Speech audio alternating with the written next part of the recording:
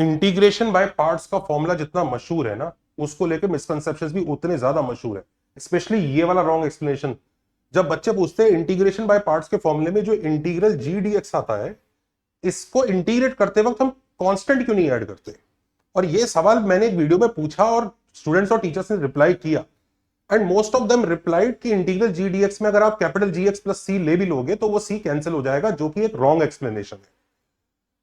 उनका कहना यह है कि जब आप ये प्लस सी यहां पे लगाओगे इस इंटीग्रल में, और यहां पर भी प्लस सी लगाओगे, तो ये इंटीग्रेट होके ये सी एफ और सी एफ डैश का इंटीग्रल, ये दोनों टर्म्स कैंसिल हो जाएंगी, तो आपको फर्क नहीं पड़ रहा, आप सी लगाओ मत लगाओ। बट बात यह है कि इसमें बहुत बड़ा फ्लॉ है।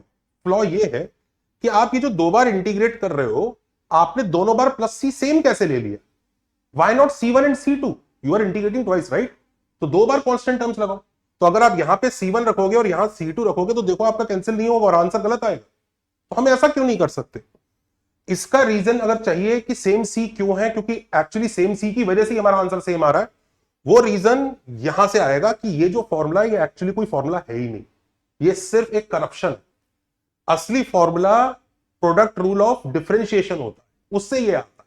उसमें आप एफ और जी, कैपिटल जी नाम का एक फंक्शन लेंगे, कैपिटल जी जो एक फंक्शन है जिसका डेरिवेटिव स्मॉल जी, और आप एफ इंटू कैपिटल जी का डेरिवेटिव कर रहे हैं, जिसको डिफरेंशिएट करके रीअरेंज करके आप अल्टीमेटली यहां तक पहुंचते हैं।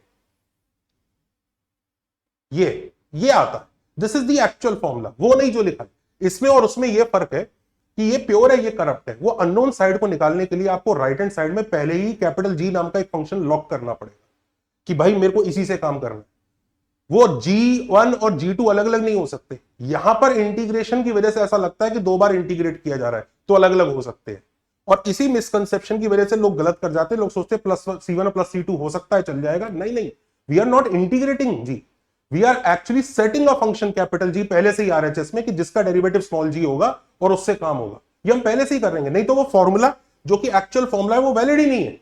वो कैपिटल जी के हिसाब से ही वैलिड है, G1 और G2 के हिसाब से वैलिड नहीं है। और इसी वजह से हम लोग कांस्टेंट टर्म नहीं लगाते हैं, क्योंकि अगर सेम कांस्टेंट टर्म लगाएंगे तो वो कैंसिल हो जाएगी अल्टीमेटली। और सेम कांस्टेंट टर्म लाने का रीजन ये। अब ऐसे मिसकंसेप्शन के लिए वो जो लंबा वाला वीडियो उसको जरूर चेकआउट करना। Take care, bye.